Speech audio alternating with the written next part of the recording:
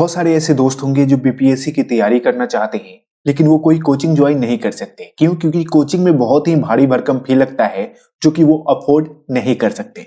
तो ऐसे में वो अपनी तैयारी जो है वो सेल्फ स्टडी से करते हैं, लेकिन सेल्फ स्टडी में प्रॉपर गाइडेंस होना बहुत ही आवश्यक है।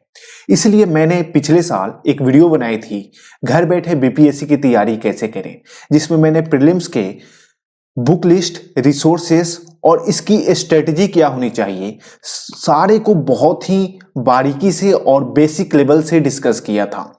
और मुझे यह बात बताते हुए बहुत खुशी हो रही है कि आप में से बहुत सारे स्टूडेंट ने उसको सराहा और आप लोगों ने डिमांड करी कि इसकी दूसरी पार्ट जो है वो आनी चाहिए, और इसीलिए मैं इसका दूसरा पार्ट जो है वो लेकर आ रहा हूं। क्योंकि प्रीलिम्स के बारे में हमारी डिस्कशन ऑलरेडी हो गई है। अगर आप एक नए स्टूडेंट हैं और आपको नहीं पता, तो आप पहले ये वाली वीडियो देखिए। लिंक आपको ऊपर सजेस्टेड वीडियो में दिखेगा आई बटन में, वहां से क्लिक करके पहले आप इसको देख लीजिए, फिर आप मेंस वाला वीडियो जो है वो इस वाली वीडियो को आगे कंटिन्यू करिएगा। तो चूंकि प्री के बारे में हमारा डिस्कशन टोटल हो चुका है, तो अब हम लोग बढ़ते हैं किसके तरफ? मेंस की तरफ। और फिर आप लोग चाहेंगे तो फिर आगे हम लोग कभी डिस्कस करेंगे इंटरव्यू के ऊपर। तो आज का हमारा फोकस जो है वो मेंस के ऊपर रहने वाला है। और मेंस में जो दो पेपर है हमारा जीएस का, GS1 और GS2, एक और पेपर है ऑप्शनल का, जिसके बारे में हम कभी और डिस्कस करेंगे, और जो हिंदी कंपलसरी है उसके बारे में भी कभी और डिस्कस करेंगे। तो आज का जो हमारा फोकस रहने वाला है वो GS1 और GS2। दोस्तों, दोनों ही पेपर में 3 सेक्शन होते हैं, section A, section B, section C, यानी कि सेक्शन 1, 2, 3, पेपर 1 में भी और पेपर 2 में भी। अब इसके आगे डिस्कस करते हैं। जीएस पेपर 1, टोटल जो टाइमिंग मिलता है हमारा एग्जामिनेशन में 3 आवर्स का, टोटल जो हमारा मार्क्स होता है वो 300 का। अब इसमें ये जो टोटल आपका पेपर है जीएस पेपर 1, इसके 3 section A, section B, section C, या फिर सेक्शन 1, सेक्शन 2, सेक्शन 3 आप कह सकते हैं। सेक्शन 1 से टोटल जो क्वेश्चन पूछा जाता है वो 6, जिसमें से कोई भी 3 क्वेश्चन आपको लिखने होते हैं, 3 क्वेश्चन के जवाब देने होते हैं। उसी तरीके से सेक्शन 2 में टोटल ये 5 क्वेश्चन पूछते हैं, जिसमें से आपको 3 क्वेश्चन के जवाब देने रहते हैं। सेक्शन 3 में ये 4 क्वेश्चन पूछते हैं, जिसमें से आपको 2 क्वेश्चन के जवाब देने रहते हैं। और इस तरीके से टोटल आप क्वेश्चन को ऐड करिएगा तो टोटल ये 15 क्वेश्चन पूछते हैं, और जिसमें से 8 क्वेश्चन का जवाब जो है वो आपको देना रहता है। यानी कि 3 क्वेश्चन यहाँ पे आपको छोड़ने का स्कोप रहता है, 2 क्वेश्चन यहाँ पे आप छोड़ सकते हैं और 2 क्वेश्चन यहाँ पे आप छोड़ सकते हैं।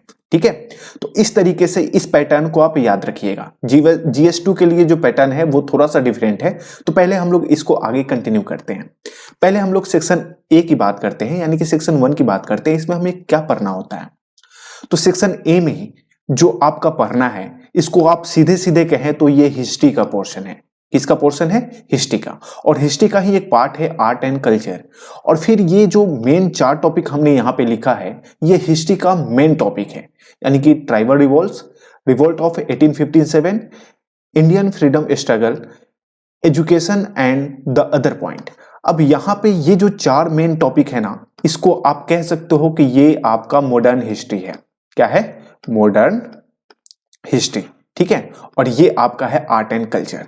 तो यहां से मैंने बताया कि कितने क्वेश्चन पूछते हैं, 6 पूछते हैं, और आपको जवाब कितने के देने हैं? 3 के क्वेश्चन देने हैं। लेकिन यहां पे आप देखेंगे ना, तो आर्ट एंड कल्चर से कभी ये 2 क्वेश्चन पूछते हैं, कभी 3 क्वेश्चन पूछते हैं। यानी कि यहाँ पे वेटेज किसका ज्यादा रहता है? तो मॉडर्न हिस्ट्री का ज्यादा वेटेज रहता है, आर्ट एंड कल्चर का जो है वो कम वेटेज रहता है। कभी कभी 1 क्वेश्चन भी आता है। तो इसका इस तरीके से डिस्ट्रीब्यूशन होता है। लेकिन यही है कि इसमें आपको स्कोप है कि 3 क्वेश्चन अटेम्प्ट करना है इन दोनों में से, आर्ट एंड कल्चर और हिस्ट्री में से, और आपको 3 क्वेश्चन जो है वो छोड़ देने हैं। अब हम लोग बात करते हैं सेक्शन 2 की। तो सेक्शन 2 में जो है वो आपका current events of national and international importance, यहां से क्वेश्चन आता है। ठीक है, अब इसको आप एक बार डिस्कस करिए। तो यहां से 5 क्वेश्चन आता है, जिसमें से आपको 3 क्वेश्चन को जवाब देने हैं, 2 क्वेश्चन आप छोड़ सकते हैं यहां से, current event of national and international importance. फिर सेक्शन 3 की बात करें तो यहाँ पे statistical analysis, graph and diagram पूछा जाता है। तो यहाँ पे अगर आप देखेंगे तो यहाँ पे टोटल 4 क्वेश्चन पूछते हैं, जिसमें से आपको 2 का जवाब देना है और 2 को छोड़ देना है। अब यहाँ पे क्या होता है कि आप उसी क्वेश्चन को सिलेक्ट करिए जिस क्वेश्चन को आसानी से आप सॉल्व कर पाएंगे या फिर उसके एक्यूरेट आंसर तक पहुंच पाएंगे। ठीक है, मैं इसके सारे रिसोर्स भी बताऊंगा, फिलहाल अभी इस पैटर्न को आप समझने की कोशिश करिए। ठीक, तो आगे डिस्कस करते हैं। तो ये हमने पैटर्न देख लिया कि तीनों ही सेक्शन में क्या क्या पूछा जा रहा है। अब इन सेक्शंस को कवर कहां से करने हैं, तो पहले इसको डिस्कस कर लेते हैं। तो पहला सेक्शन 1, सेक्शन 1 में आपके 2 पार्ट हैं, हिस्ट्री और आर्ट एंड कल्चर। हिस्ट्री के लिए जो कि मैंने आपको प्री वाली वीडियो में भी बताया था कि स्पेक्ट्रम का जो मॉडर्न इंडिया का बुक है वो आपको लेना है। आर्ट एंड कल्चर के लिए आप यहाँ पे ध्यान दीजिए कि फाइन आर्ट्स की क्लास 11th की न्यू एनसीईआरटी आती है, इंग्लिश और हिंदी दोनों में। तो आप जिसमें कंफर्टेबल हो आप उसको अपना मेन सोर्स बनाइए, या फिर अगर आप इसको स्किप करना चाहते हैं तो आप नितिन सिंघानिया का आर्ट एंड कल्चर आता है, आप उसको फॉलो करिए।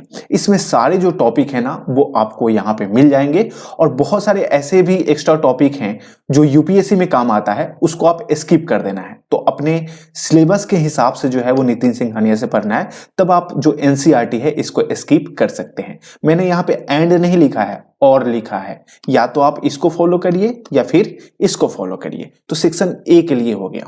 सेक्शन जो बी है यानी कि सेकेंड सेक्शन है, इसके में आपको क्या क्या है, current events of national and international importance. तो यहाँ पे दोस्तों आपको न्यूज़पेपर पढ़ना है।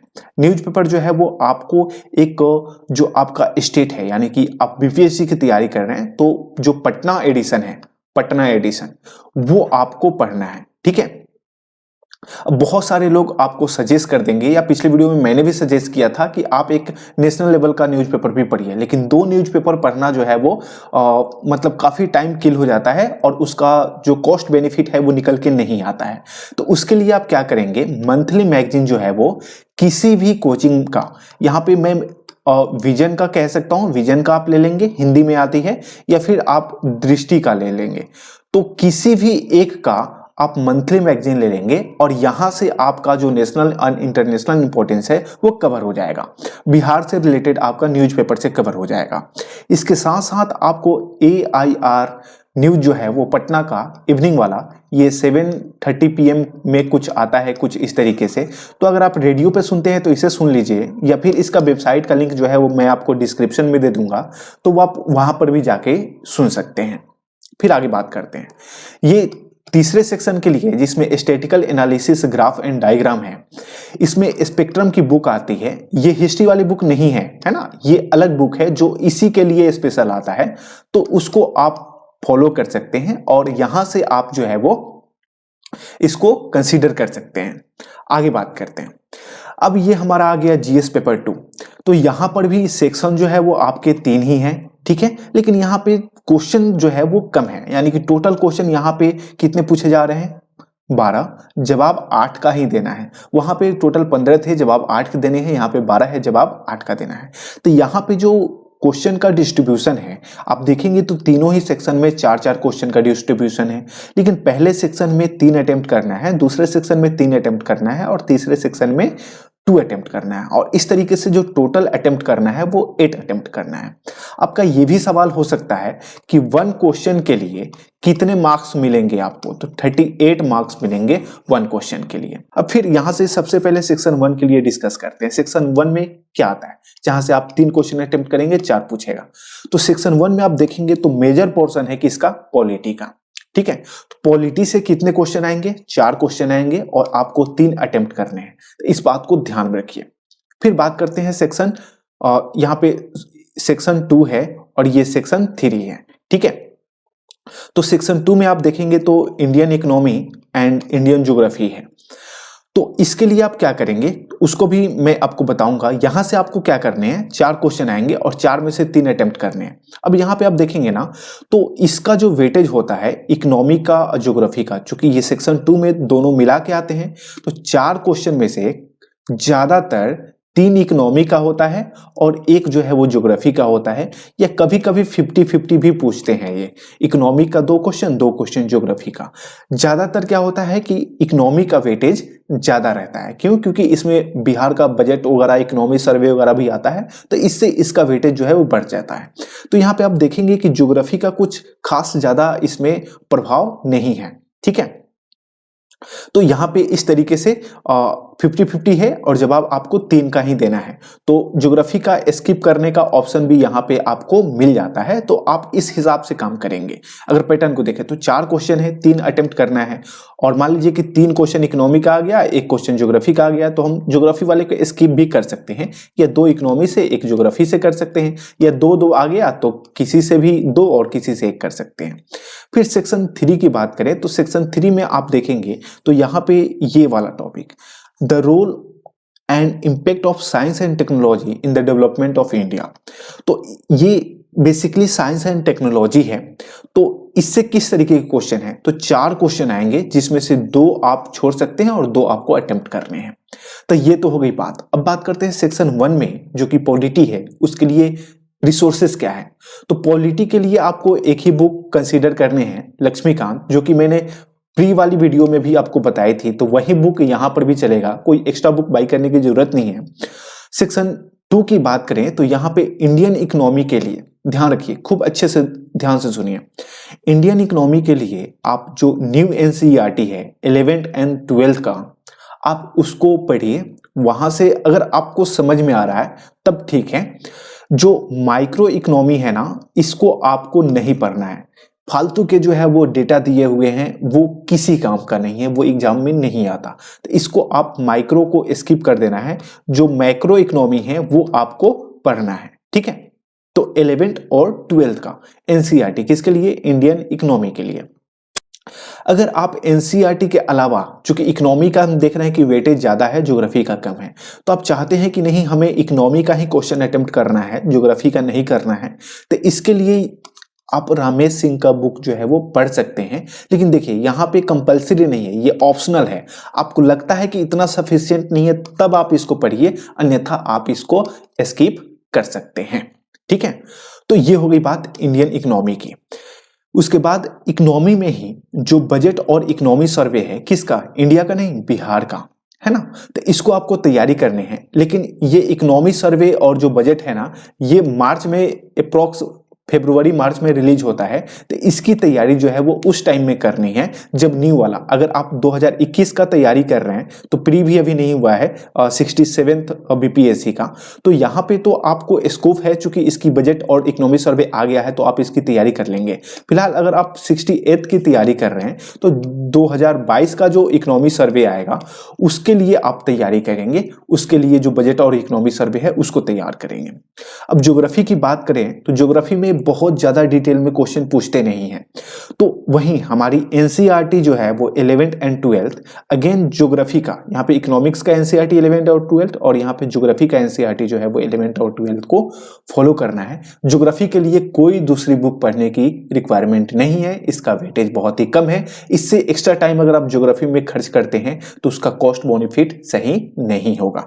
आगे बात करते हैं सेक्शन 2 की, the role of and impact of science and technology in the development of India. तो इसके पहले हमने साइंस के लिए लूसेंट का बुक देखा था, जो कि प्री में, वो क्या था? वो ऑब्जेक्टिव था, यानी कि एमसीक्यू फॉर्म में थे। यहाँ पे हमें साइंस के लिए जो है वो सब्जेक्टिव के लिए लूसेंट ही करना है, और यहाँ से आपके साइंस वाले पोर्शन जो है वो कवर हो जाएंगे। और अगर आप चाहते हैं कि नहीं हमको साइंस और टेक्नोलॉजी का सब एक साथ एक जगह पर मिल जाना चाहिए, तो आप उसके लिए जो है वो रवि पी अग्रही का एमसी ग्रेव हिल पब्लिकेशन का बुक आता है। तो दोनों में से और है, या तो आप इसको कंसीडर करें या फिर इसको कंसीडर करें, दोनों पढ़ने की कोई जरूरत नहीं है, कोई एक जो है वो सफिशिएंट है।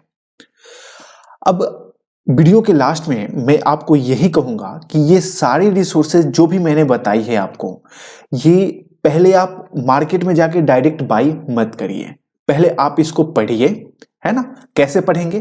तो ये सारा बुक्स और स्टडी मटेरियल जो है ना वो फ्री में अवेलेबल है, पीडीएफ फॉर्मेट में, हिंदी में और इंग्लिश में। लिंक मैं इसका डिस्क्रिप्शन में दे दूंगा चैनल का, तो वहां से जाके आप इसको पहले डाउनलोड करिए, पढ़िए कि इसमें आप कंफर्टेबल हैं। उसके बाद अगर आप खरीदना चाहते हैं तो नीचे आपको अमेजोन का लिंक भी मिल जाएगा, तो वहां से जाके आप बाई कर सकते हैं, या फिर अपने नियरेस्ट जो बुक शॉप है वहां से जाके बाई कर सकते हैं। तो हमने क्या डिस्कस किया, हमने यहाँ पे एक बार देख लेते हैं, ओवरव्यू कर लेते हैं।